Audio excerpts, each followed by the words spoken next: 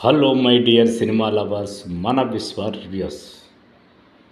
భక్త కన్నప్ప సినిమాలో ప్రభాస్ యాక్ట్ చేయడం నిజంగా ఆ సినిమాకు ప్లస్ అవుతుందా, మైనస్ అవుతుందా? లేకపోతే కన్నప్ప పాత్ర చేస్తున్న మంచు విష్ణువునే ప్లస్సా, మైనసా?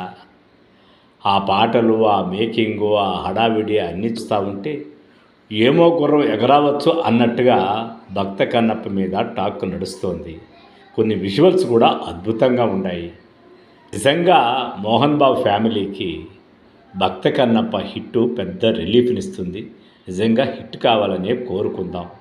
ఎందుకంటే ఒక డెడికేషన్తో ఎన్ని సమస్యలున్నా కూడా భక్త కన్నప్పను కంప్లీట్ చేయాలని కంకణ కట్టుకున్న మంచు విష్ణుకి ఇది ఒక మంచి విజయం కావాలని అందరూ ఆశిస్తున్నారు.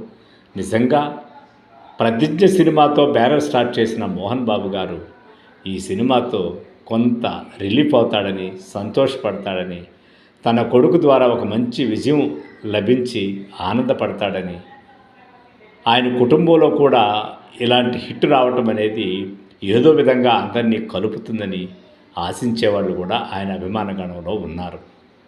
ముఖ్యంగా లక్ష్మి చాలా బాధపడుతున్నట్టు విషయాలు తెలుస్తున్నాయి. ఎందుకంటే తన అన్నదమ్ముల మధ్యలో ఉండే ఘర్షణ మా కుటుంబానికే చెడ్డ పేరు తెస్తుంది. మా క్యారెక్టర్లు మేమంతా కూడా ట్రోల్ అవుతున్నాము. ఇది సరైన పద్ధతి కాదు. సోషల్ మీడియా వాళ్ళు కూడా కొంచెం లిమిటేషన్స్ పాటించాలి అన్నట్టు ఆమె అంతర్గతంగా వాపోయినట్టు సమాచారం. సో ఫ్రెండ్స్, భక్త కన్నప్ప సినిమాను మనం కూడా పాజిటివ్గానే ట్రోల్ చేద్దాం, కానీ నెగిటివ్గా ట్రోల్ చేయడం కరెక్ట్ కాదు. ఎందుకంటే కొన్ని వందల కోట్లు పెట్టి సినిమా తీసినప్పుడు దానికి సంబంధించి ట్రోల్స్ పాజిటివ్గా ఉంటే అటు సినిమా పరిశ్రమకు, ఆ ఫ్యామిలీకి, ఆ నిర్మాతకు కూడా మంచి జరుగుతుందని ఆశిద్దాం.